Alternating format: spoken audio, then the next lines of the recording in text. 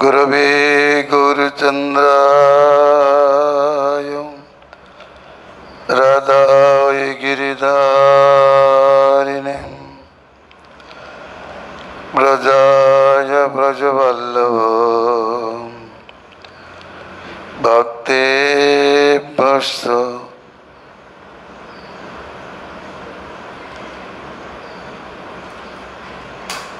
नमो नमः।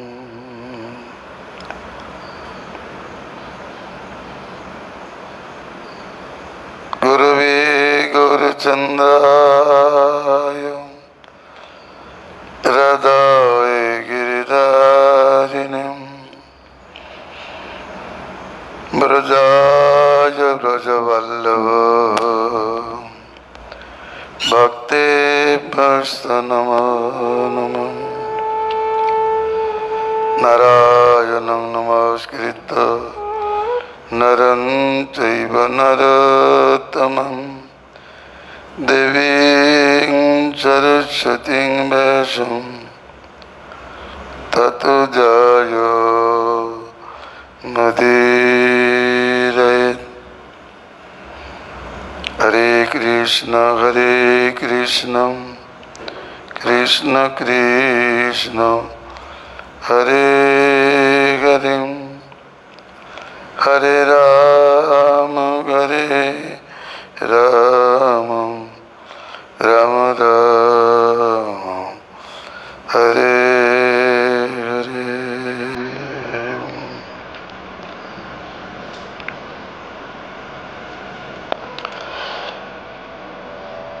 परम विजयते श्री कृष्ण संकीर्तनम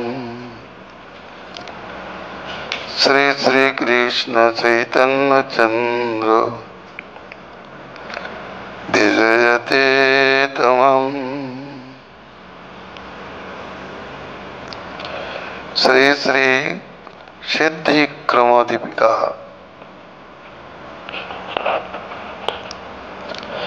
अतो पराकाष्ठा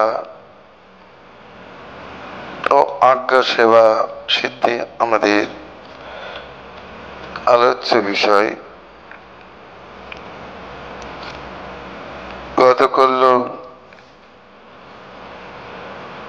জুত এবং সম্বন্ধ বিলাস সম্বন্ধে আলোচিত হইয়াছিল।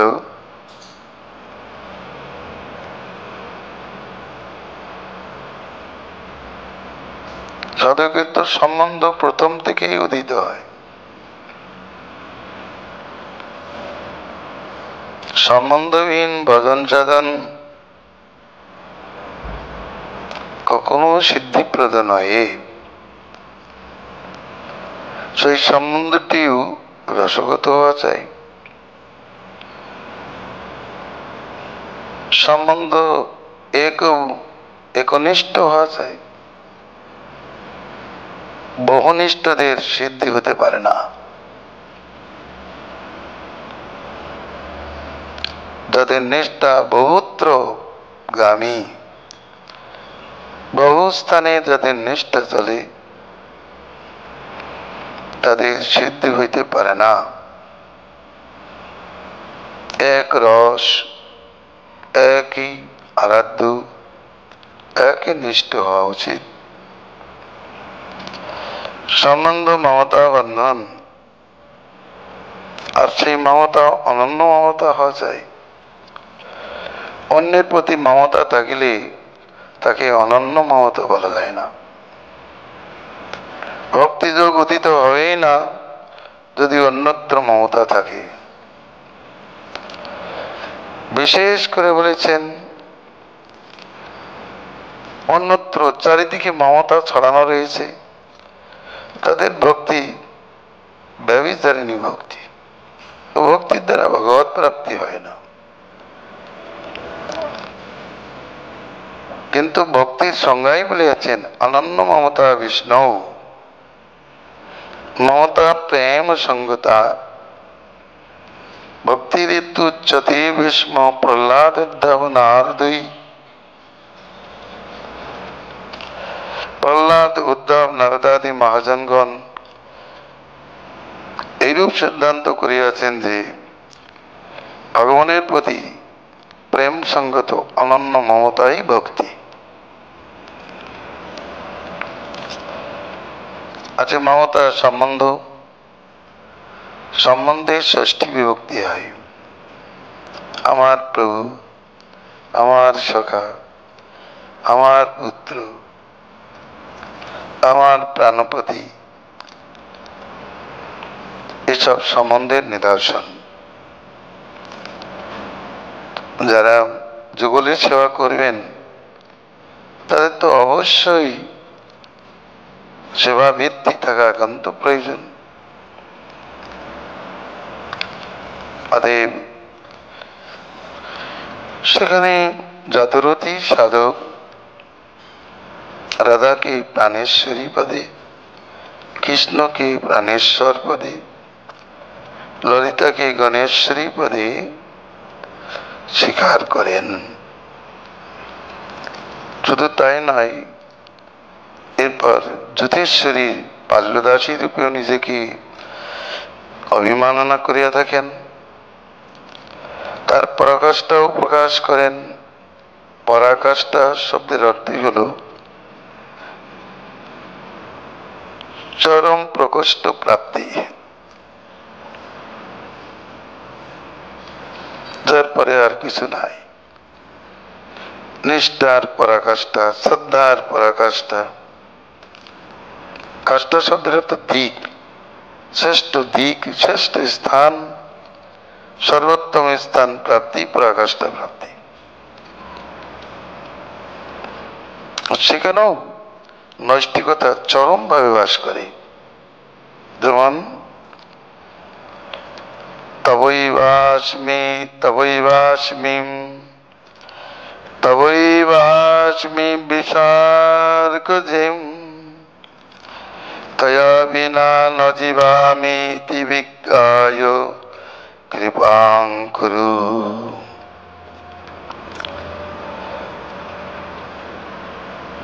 হে বার্ষভনবী, আমি তোমারই, আমি তোমারই, আমি তোমারই দাসী। তোমা বিনা আমি বাঁচিব না, ইয়ার জানিয়া এই দাসীকে কৃপা করো।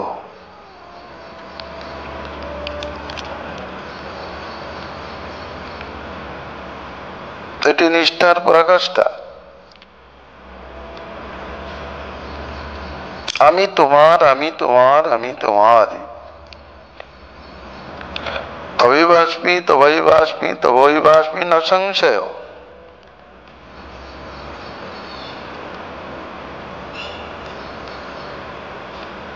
তোমা বিনা আমি বাঁচিব না, ইহাই আমার নিশ্চয়।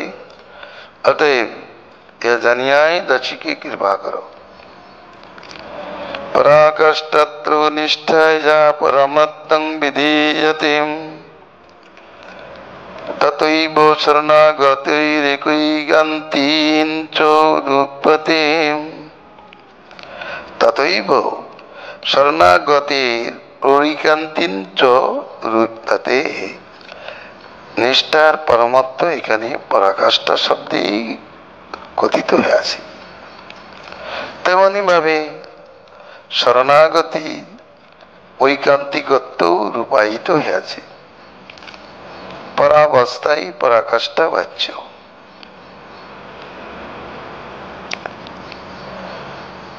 তত্র রাধানিষ্ঠা বিশেষ। সে পরাকাষ্ঠা রাধানিষ্ঠা বিশেষটা কি?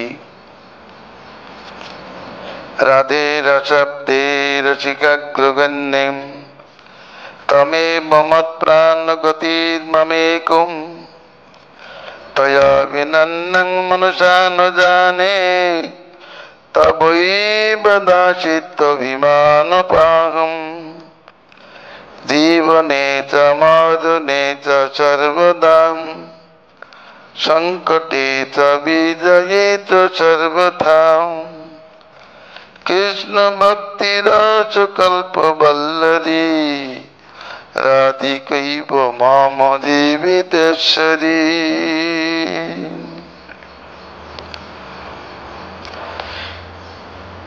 হে রাধে, হে রসসাগরী, হে শিখাগ্রগণ্যে, তুমি আমার একমাত্র প্রাণগতি স্বরূপা। তোমারই দাসী অভিমান পালিকা আমি, তোমাকে বিনা মনে মনে অন্য কাকেও জানি না। জীবনে মরণে সর্বদা, বিপদে সম্পদে সর্বতোভাবে কৃষ্ণ ভক্তি রসকল্প বল্লরী রাধিকায় আমার জীবিতেশ্বরী। এই পরাকাষ্ঠার ভাষা, পরাকাষ্ঠা প্রাপ্ত যে তার এই ভাষা। নিষ্ঠা প্রাপ্তের কি ভাষা, স্থিত প্রজ্ঞের কেমন ভাষা, যেমন আমরা গীতার থেকে জানতে পারি। শ্রদ্ধালুর কি ভাষা, রতি প্রাপ্তের কি ভাষা। প্রত্যেকের একটা ভাষা থাকে, তাদের উক্তি থাকে, তার তদ্রূপ উক্তি থাকে।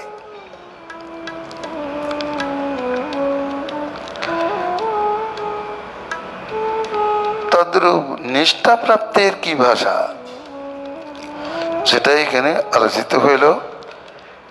জীবনে মরণে সম্পদে বিপদে সর্বতভাবেই রসকল্প বল্লরী স্বরূপা রাধিকায় আমার জীবিতেশ্বরী। নিষ্ঠার লক্ষণ যেমন ভক্তিবিনোদ ঠাকুর মহাশয় শিক্ষাষ্টকে ৪র্থ শ্লোক বলতে যে বলেছেন, বা শরণাগতির মধ্যেই তিনি প্রকাশ করেছেন, সম্পদে বিপদে জীবনে মরণে দায় মম গেলা তুয়া উপদবরণে মারবি রাখবি ইচ্ছা তুহারা নিত্য দাসপতি তুয় অধিকারা।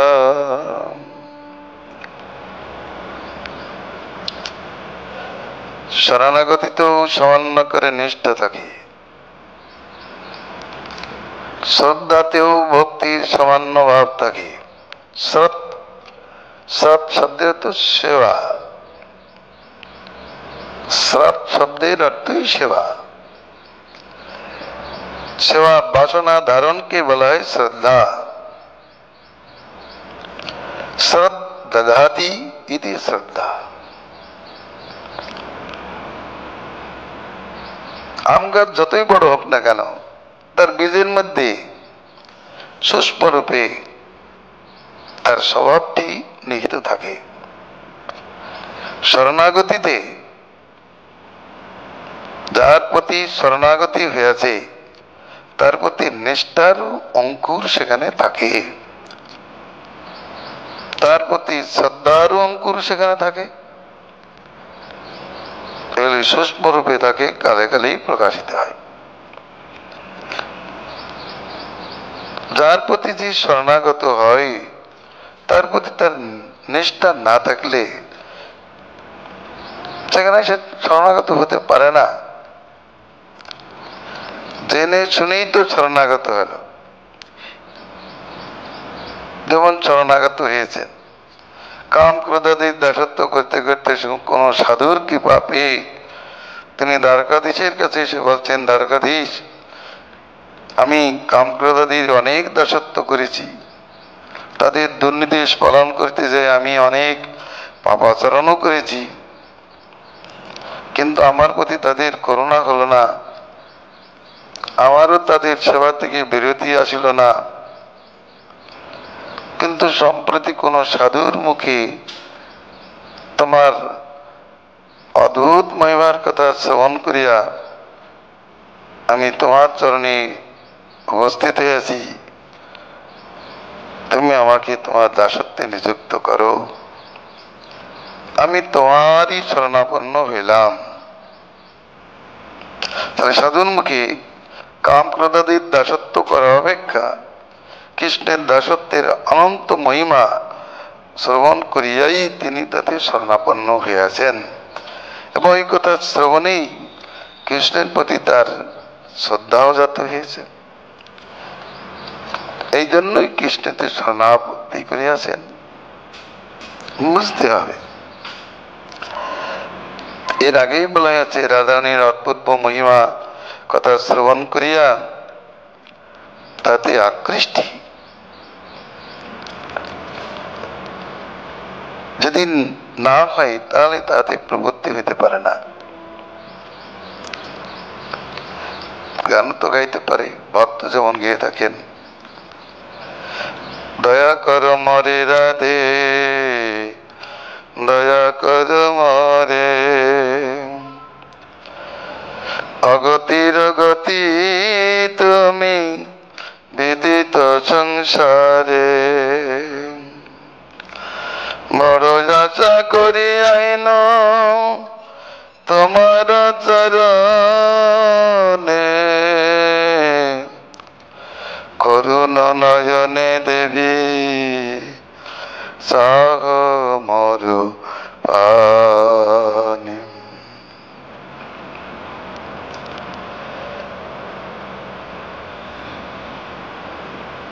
তুমি না করিলে দয়া কে করিবে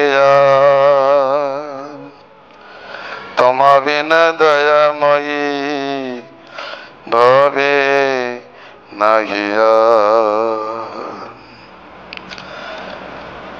যদ্যপি অযোগ্য আমি তোমার সেবায়, তথাপি ভরসা বড় তুমি কৃপাময়ী। যদ্যপি অযোগ্য জানি মনে জোটে তথাপি তোমার গুণে উপজয়িল। দাষ্টক্রমে নিজ গুণে করো গো প্রসাদ, দাসামৃত দানে দেবী গোচাবু বিষাদ।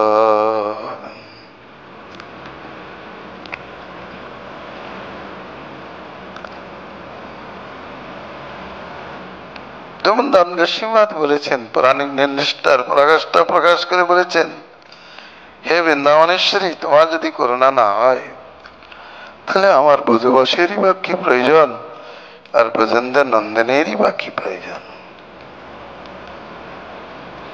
এত বড় নিষ্ঠা প্রকাশ করেছেন, এটা তার নিষ্ঠার প্রকাশটা।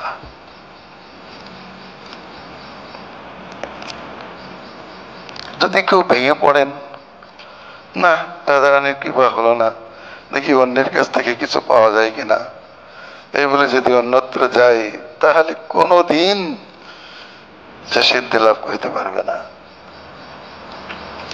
হয় মন্ত্রের সাধন, নাই দেহের পতন, এক নিষ্ঠ হতে হবে।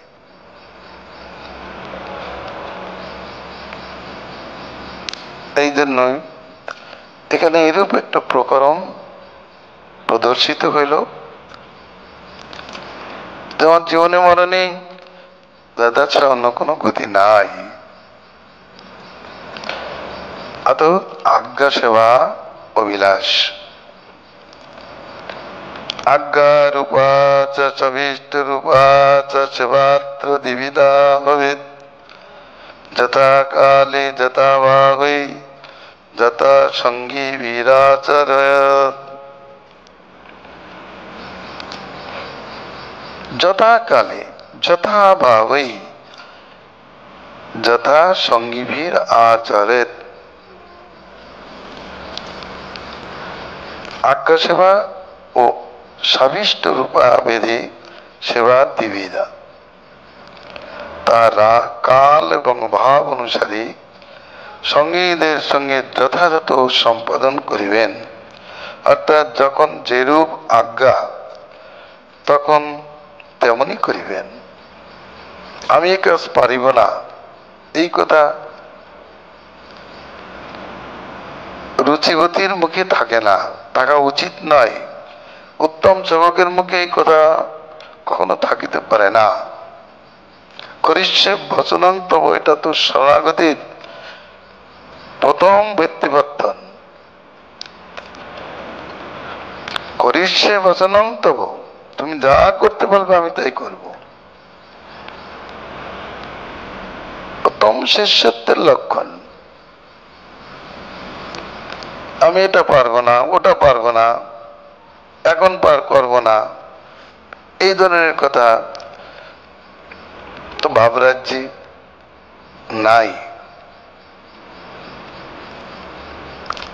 যেখানে ভাবের অভাব সেখানে এই ধরনের কথা প্রকাশিত হয়, এই ধরনের কথাগুলোই স্থানপ্রাপ্ত হয়, বা ভাববিহীনদের মধ্যে এই ধরনের কথার প্রকাশ থাকে।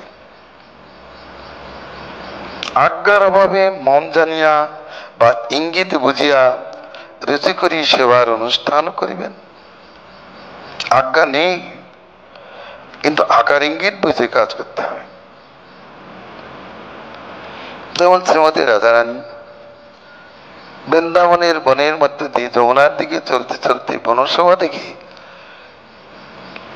তিনি বললেন, আহ কি বনসভা, একটু বসে যাই। এমন বলে তিনি সেখানে বসলেন। সঙ্গে সঙ্গে সঙ্গী সখী সংকেত বুঝতে পারলেন, এখানেই কৃষ্ণের সঙ্গে তিনি মিলিত হতে চান। এই সংবাদ পেয়েই, এই ইঙ্গিত পেয়েই তিনি সঙ্গে সঙ্গে কৃষ্ণ মিলনের যত্নবতী হলেন। এটি উত্তম সেবিকার লক্ষণ। ইঙ্গিত পেয়েছেন, কি সুন্দর বন, একটু বসে যায়, তাতেই ইঙ্গিত পেয়ে গেলেন যে এখানেই তিনি মিলিত হতে চান।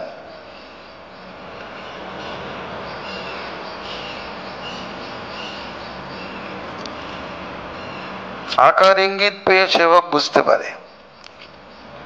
এক সময় ছিল প্রভুপাদ, তিনি হরিকথা পরিবেশন করিতেছিলেন।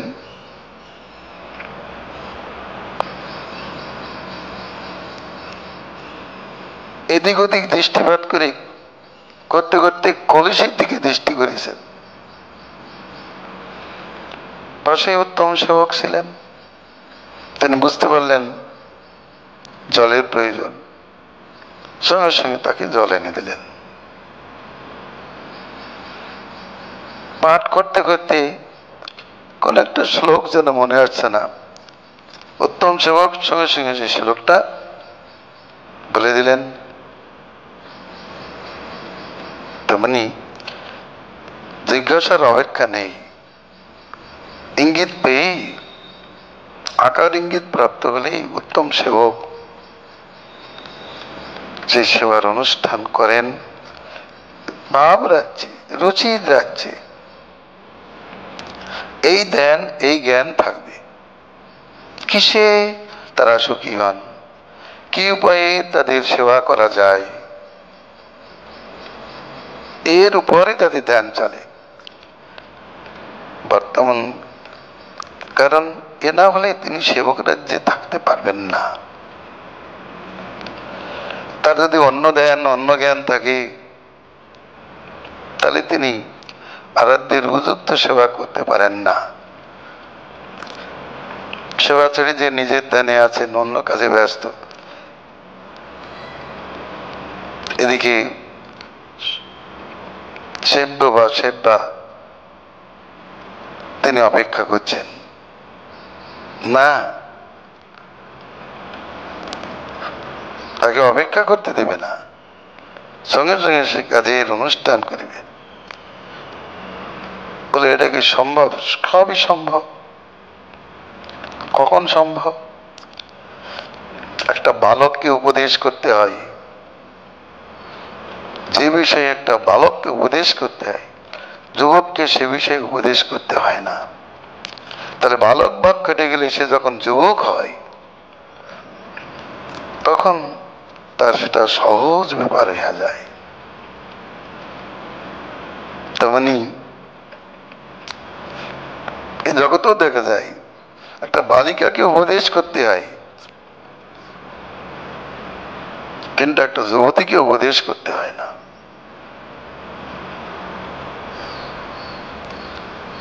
তার মানে রুচিপ্রাপ্ত কে?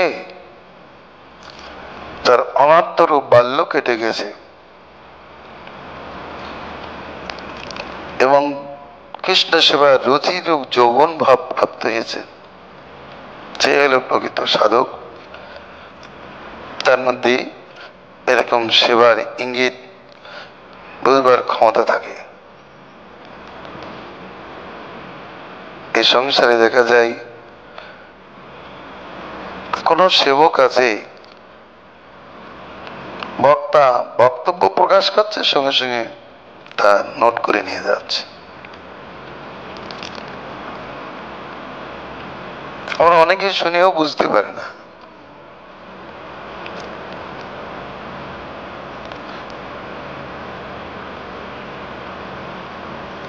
সঙ্গে সঙ্গে হয়তো বলে দিলেন, আচ্ছা এতক্ষণ ধরে কি পাঠ করলাম তার সার কি বলো তো।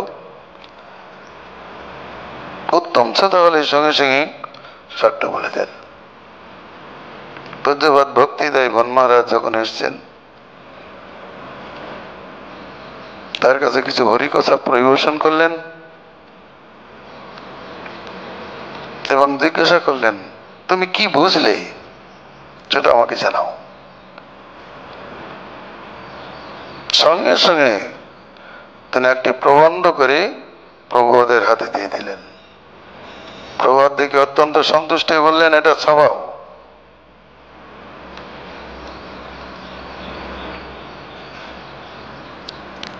তিনি বলেননি, অন্য লোকেরা হয়তো বলে দিত, প্রভুপাদ আপনি কি বললেন আমি বুঝতেই পারলাম না। কিন্তু তিনি এতই মেধাবী, এতই অভিজ্ঞ, শ্রবণ করে সঙ্গে সঙ্গে তার সারটা লিখে প্রভুপাদের হাতে তুলে দিলেন। ভক্তি রাজ্যে প্রবেশ করতে গেলে এরকমই গুণবান হওয়া প্রয়োজন। সকলেই যে হবে একথা বলা যায় না, কিন্তু হতে হবে। ও পর্যায়ে না গেলে সেই রাজ্যে প্রবেশ করা যাবে না। আমি সাধন করব না, আমি ভজন করব না, আমি সিদ্ধি ফল বসে বসে খাবো, কোনোদিন তা সম্ভব হবে না। আজ্ঞা সেবা একটা থাকে, আর তার নিজের রুচিকর একটা সেবা থাকে। নিজের রুচিকর সেবাটা তো প্রতিনিয়তই করেন, আর যখন যেমন আজ্ঞা হয় তখন সে সেবা অবশ্য করেন। সব সেবাটাই জেনে নিতে হবে। সেই গুরুপাদ পদ্ম বলেছিলেন, সেবককে মনে রাখতে হবে যে এই মন্দিরের সব সেবায় আমার সেবা, আমি এটা পারবো না, আমি এটা করবো না, ওর কাজ আমি করব কেন, এইরূপ কথা সেবকের মুখে থাকবে না। যখন যেখানে নিযুক্ত করবেন তখন সেই কাজেই তিনি ব্রতী হবেন, যথাজ্ঞা বলেই সেই কাজে ব্রতী হবেন। এর নাম আজ্ঞা সেবা। তিনি বলবেন না আমি ওটা পারবো না, আপনি কেন আমাকে এটা বলছেন। আজ্ঞা সেবা যেমন মাধবেন্দ্র পুরীকে আজ্ঞা সেবার অধিকার দিয়েছেন। আজ্ঞা সেবা করলেন, যাও পুরী, আমার শরীরে তাপ যাচ্ছে না, পূর্ব দেশ থেকে চন্দন এনে আমার গায়ে লাগাও। মাধবেন্দ্র পুরী তো বৃদ্ধ ছিলেন, তিনি তো বলতে পারতেন, ঠাকুর কোথায় বৃন্দাবন আর কোথায় পুরী, আমার মতো বৃদ্ধের কি সেখানে যাওয়া সম্ভব, তুমি যে কেমন আদেশ করো তো বুঝতে পারি না, এ কথা তো বলেননি। তিনি বলেছেন যথাজ্ঞা, সঙ্গে সঙ্গে যাত্রা করলেন। এর নাম আছে আজ্ঞা সেবা। আর আকার ইঙ্গিতের সেবা কি? গ্রীষ্মকালে ঠাকুরের শরীর গরম হয়ে গেছে, ওরা দেখে, হাত দিয়ে দেখে সঙ্গে সঙ্গে সেবক তাকে স্নানাদি করে দেন অথবা চন্দনাদি লেপন করে দেন। এর নাম হচ্ছে ইঙ্গিত সেবা। দৃষ্টান্ত স্বরূপে বলিতেছেন, রাধা সখীনাং পরিচারিকানাম আজ্ঞাঞ্চ নিত্যং শিরসা বহানি সম্পাদয়ানি ক্ষিতমাশুতাসং সন্তোষয়ান্যেশ্বর যুগ্মমোচ্চয়ী। রাধা সখীগণের ও তাদের পরিচারিকাগণের আজ্ঞা সর্বদা আমি মস্তকে বহন করিব। আজ্ঞা মাত্রে শীঘ্র তাদের বাঞ্ছিত সেবা সম্পাদন করিব এবং ঈশ্বর যুগলকে যথেষ্ট সুখী করিব। যেমন মহাজন গান করেছেন, ললিতা বিশাখায়াদি যত সখী বৃন্দ আজ্ঞাই করিব সেবা চরণার বৃন্দ। এখানে আজ্ঞা সেবার কথা বলা হয়েছে।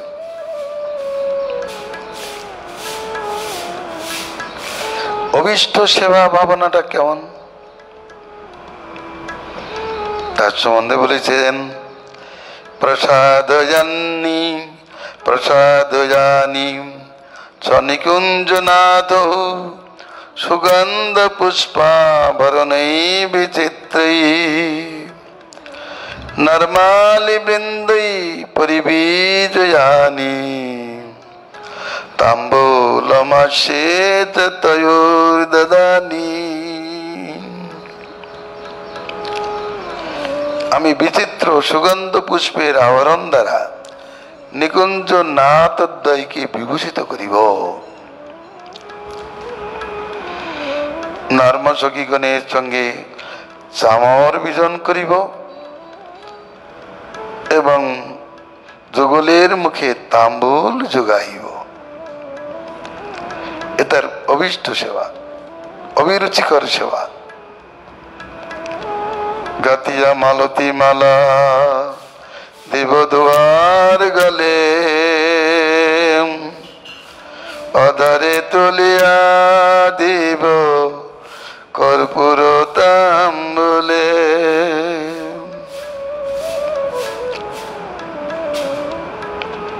এলে অভীষ্ট সেবা। আজ্ঞা সেবার কথা বলা হয়েছে, এবার অভীষ্ট সেবার কথা বলা হলো। এই দৃষ্টান্তে সাধক রুচিপ্রাপ্ত সাধক ভাবনা নিজেই বর্ধিত করবেন। কিছু বলতে হবে না, কাকে বলে দিতে হবে না, কি সেবা করতে হবে আজ্ঞা করতে পারেন ঠিকই, কিন্তু তার নিজস্ব একটা সেবা ভাবনা থাকা উচিত। তখন একজন সেবককে জিজ্ঞেস করলেন, তুমি কি সেবা করবে? তিনি উত্তর দিলেন, আপনি যা আজ্ঞা করবেন আমি তাই করব। আর একজনকে জিজ্ঞাসা করলেন, তুমি কি সেবা করবে? সঙ্গে সঙ্গে বললেন, আমি ফুলমালা গাঁথব। তাহলে একজন হচ্ছেন আজ্ঞার অপেক্ষায় আছেন, আর একজনের মধ্যে স্বতঃস্ফূর্ত ভাবে সেবার বাসনা জেগেছে। এই জন্য আজ্ঞা সেবাও করবেন এবং অভীষ্ট সেবার অনুষ্ঠান করবেন। সেবক উভয় প্রকারের সেবা করে আরাধ্যের মনস্তুষ্টি সম্পাদন করিবেন। অনন্তর আলোচ্য হবে নিবাস অভিলাষ। কোথায় বাস করবেন, কোথায় বাস করা উচিত? সেবক সেব্য রইলেন এক স্থানে, আর সেবক যদি অন্যত্র থাকেন তাহলে তো সেবা ভাবনা হতে পারে না। সেব্য রইল ভারতে আর সেবক রইলেন আমেরিকায়, তাদের সেবা সম্পাদন তো সিদ্ধ হবে না। এই জন্য তাদের নিকটই সেবার অভিলাষটা পোষণ করতে হবে।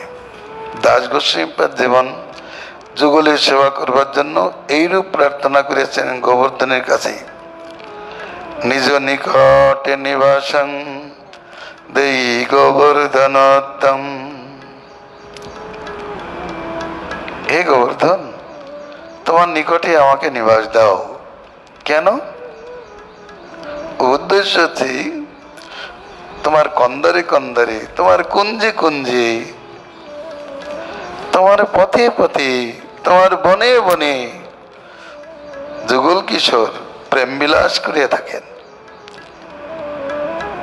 অতএব তাদের প্রেম বিলাসে দর্শনাদি সেবা করবার জন্য আমাকে তোমার নিকটেই নিবাস দাও।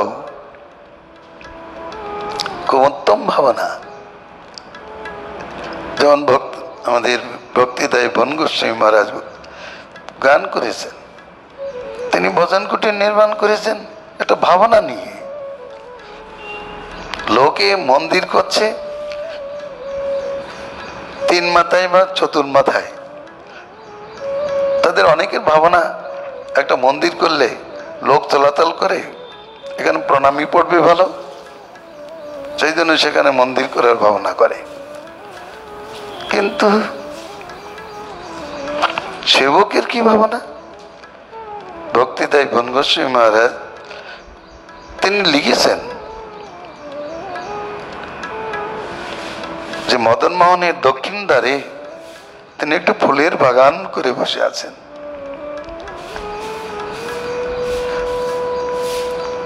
এই বইটা দাও তো, হরে কৃষ্ণ সম্পূর্ণ বইটা দেখি।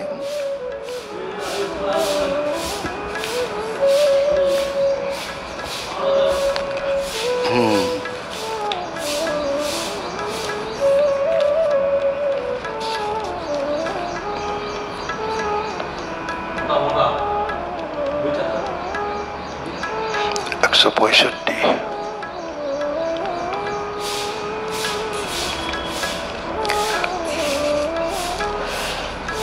বসিয়া এ ফুলবনে সদা প্রফুল্লিত মনে, হৃদয়ে চিন্তিব আমি নবযুবদান্দনে। ধরিয়া কান্তের করে হৃদয় আছি অভিসারে, ঘুরে ঘুরে ফুলবনে ভ্রমিবে গো দুজনে। সেই পত পানে চাগি বচিয়া বিজনে আমি, রাধা কৃষ্ণ গুণ গাহি বহে অশ্রু ধনয়নে। তুষিতে রাধিকা প্রাণ কৃষ্ণ গুণ করি গান, দুহু প্রেমে বাছি আমি নিবিড়ে ফুলবনে। তলিয়া কুসুম কলি পদে দিতে অঞ্জলি, রেখেছি চঞ্চল ভরি দেখা দাও গো নিজ জনে। বসিয়া এ ফুলবনে সদা প্রফুল্লিত মনে, হৃদয়ে চিন্তিব আমি নবযুবদান্দনে।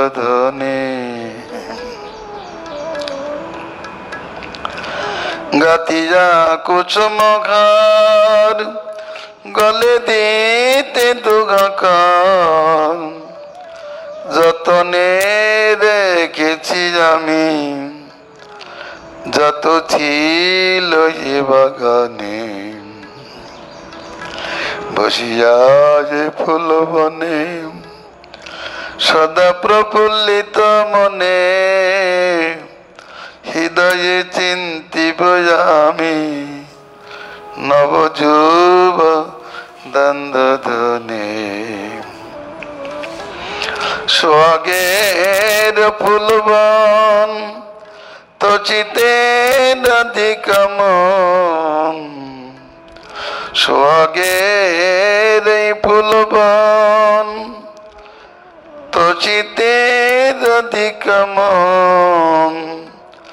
রচনা করেছে দিন ভকতি হৃদয় বনে। রচনা করেছে দিন ভকতি হৃদয় বনে। বসিয়া যে ফুল বনে সদা প্রফুল্লিত মনে হৃদয়ে চিন্তিত আমি নবযুব দ্বন্দ্বধ্বনি।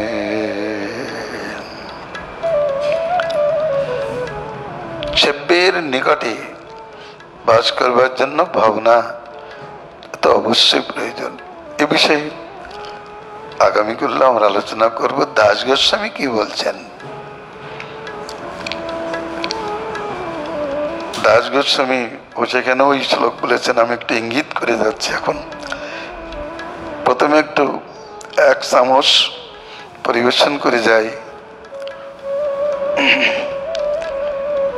দেবী দুঃখ কুল সাগর দেব দুর্যমান মতি দুর্গতং জনম তং কৃপা প্রবল নৌকয়দ্ভুতং প্রাপয় স্বপদ পঙ্কজালয়ম।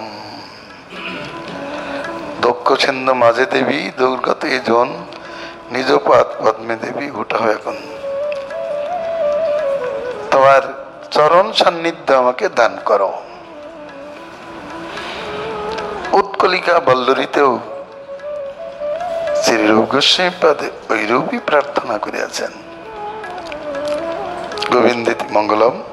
হরে কৃষ্ণ কৃষ্ণ কৃষ্ণ হরে হরে, হরে রাম রাম রাম হরে হরে।